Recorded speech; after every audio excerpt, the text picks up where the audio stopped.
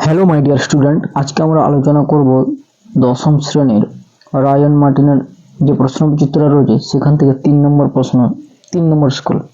এর আগে আমরা মধ্যশিক্ষা পর্ষদের নমুনা প্রশ্ন উত্তর আলোচনা করেছি এবং 1 নম্বর স্কুল, 2 নম্বর স্কুল আলোচনা করেছি। যারা দেখোনি তারা প্লে লিস্টে গিয়ে দেখে নাও। আজকে আমরা আলোচনা করব 3 নম্বর school, Balurghat girls high school. তো দেখো, প্রথমে প্রশ্নটি রয়েছে যে এ বিষয়ে সন্দেহ ছিল তপনের। সন্দেহের বিষয়টি হলো লেখকরা মানুষ, লেখক কবি না গল্পকার। যে লেখকরা হচ্ছে মানুষ। এবার ধর পাবলো নেরুদার প্রকৃত নাম হলো কি হবে? পাবলো নেরুদার প্রকৃত নাম কেন হবে? গ, যে নেকতালি রিকার্দো রেয়েন্স বাসওয়াল্ড। 1-3 দেখো, তুমি সবল আমি দুর্বল, তুমি সাহসী আমি ভীরু। যিনি লিখেছেন তিনি হলেন কিন্তু ফরাসি কবি। 1-3 সেটা হবে কিন্তু ফরাসি কবি। আচ্ছা, এটা বলে দিই, বলে দিলাম, এটা হচ্ছে মানুষ। পাবলো নেরুদার প্রকৃত নাম, এই যে গয়েরটা হবে নেকতালি রিকার্দো রেয়েন্স বাসওয়াল্ড। যে কারক শব্দের আক্ষরিক অর্থ কি? কারক শব্দের অর্থ হচ্ছে যিনি করেন। কলকাতায় চিড়িয়াখানা আছে, নিম্নরেখ পদটি কোন কারকের উদাহরণ? দেখো, এখানে রয়েছে কলকাতায়, অর্থাৎ আমরা জানি জায়গা। তাহলে যেহেতু জায়গা বুঝেছি, আমরা জানি স্থান কাল ইত্যাদি বোঝালে সেটা হয় কিন্তু অধিকরণ কারক। তাহলে কোথায় চিড়িয়াখানা আছে? কলকাতায়। তাই এটি কোন কারকে হবে? এটি হবে এই ঘয়েরটা, অর্থাৎ হচ্ছে অধিকরণ কারক। এরপরে দেখো 2-1, যেন নেশায় পেয়েছে কার, কোন নেশার কথা বলা হয়েছে 2-1-এ? তো দেখে নাও 2-1-এ কি হবে উত্তরটি। এখানে দেখো বলেছে যে তপনের গল্প লেখার নেশায় পেয়েছে। তাহলে কার? তপনের কিসের নেশা? গল্প লেখার নেশা। এরপরে দেখো 2-2 বলেছে যে সে জানতো না, কি জানতো না? উত্তরটি দেখো কি হবে, যে চিলির নোবেল সাহিত্য পুরস্কার জয়ী কবি পাবলো নেরুদার অসুখী একজন কবিতায় তার নারী কল্প স্বদেশ জানতো না, কবি আর কখনো ফিরে আসবেন না। এরপরে 2-3 দেখো, ফাউন্টেন পেনের এক বিপদ, বিপদটি কি? উত্তর দেখো বিপদটি কি হবে? দেখো বিপদটি হলো তা লেখককে নেশাগ্রস্ত করে তোলে। তাহলে ফাউন্টেন পেনের বিপদ হচ্ছে সেটি লেখককে নেশাগ্রস্ত করে তোলে। এরপরে 2-4 দেখো রয়েছে ব্যতিহার কর্তা কাকে বলে? ব্যতিহার কর্তা কাকে বলে দেখে নাও। রয়েছে বাক্যে যে ক্রিয়া 2 বা ততোধিক কর্তা যদি একে অন্যের বিরোধিতা করে বা পরস্পরের মধ্যে প্রতিযোগিতা করে তাহলে সেই ক্রিয়ার কর্তাদের বলা হয় ব্যতিহার কর্তা। যেমন দেখো একটা উদাহরণ বলেছি, যে সাপে বেজিতে লড়াই লেগেছে।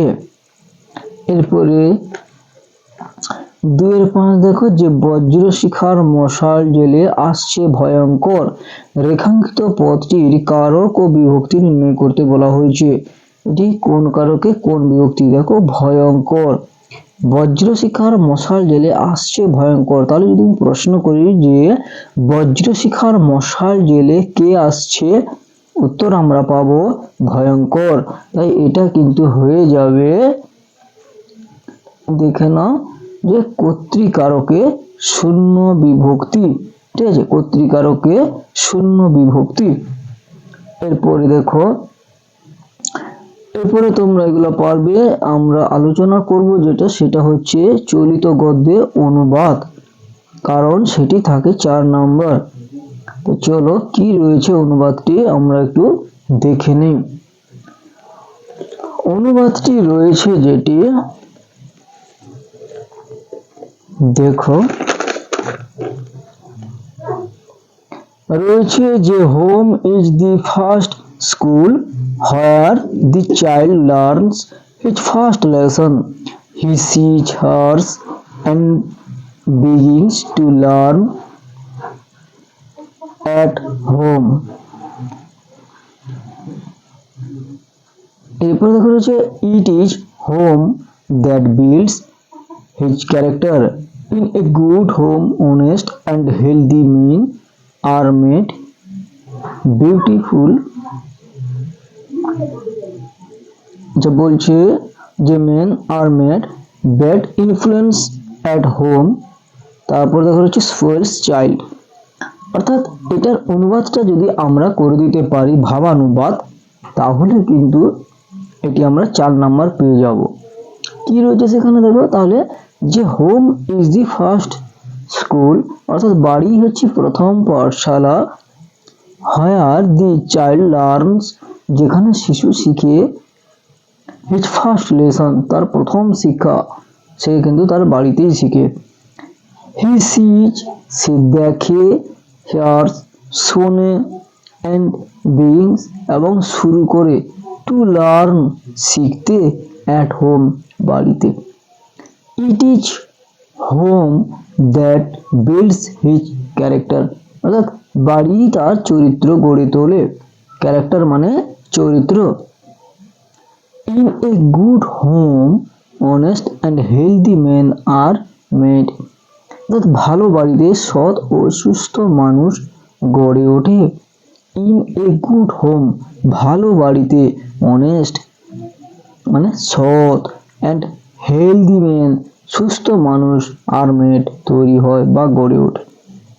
Bad influence at home, bad মানে কি খারাপ, তাহলে ব্যাড ইনফ্লুয়েন্স অ্যাট হোম, বাড়ির খারাপ প্রভাব কি করে না স্পয়েলস এ চাইল্ড, মানে শিশুকে নষ্ট করে দেয়। তাহলে এটি হচ্ছে গদ্য অনুবাদ।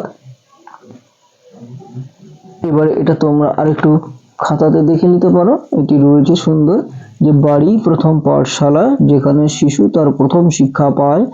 সে দেখে, শোনে এবং বাড়ি থেকেই শিখতে শুরু করে। বাড়ি তার চরিত্র গড়ে তোলে। ভালো বাড়িতে সৎ ও সুস্থ মানুষ গড়ে ওঠে। বাড়ির খারাপ প্রভাব শিশুকে নষ্ট করে দেয়। তাহলে এটি ছিল আমাদের আজকের আলোচনার বিষয়। যদি ভালো লাগে তোমরা অবশ্যই একটা লাইক করো এবং কমেন্ট করো, আর বন্ধুদের সঙ্গে অবশ্যই শেয়ার করো। আর নিত্য নতুন ভিডিও পাওয়ার জন্য অবশ্যই চ্যানেলটি সাবস্ক্রাইব করে কাছে থাকো।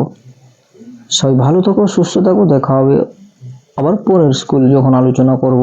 তার জন্য চ্যানেলটি সাবস্ক্রাইব করে রাখো। ভিডিও করে ছাড়ার সঙ্গে সঙ্গে তোমরা অবশ্যই নোটিফিকেশন পেয়ে যাবে।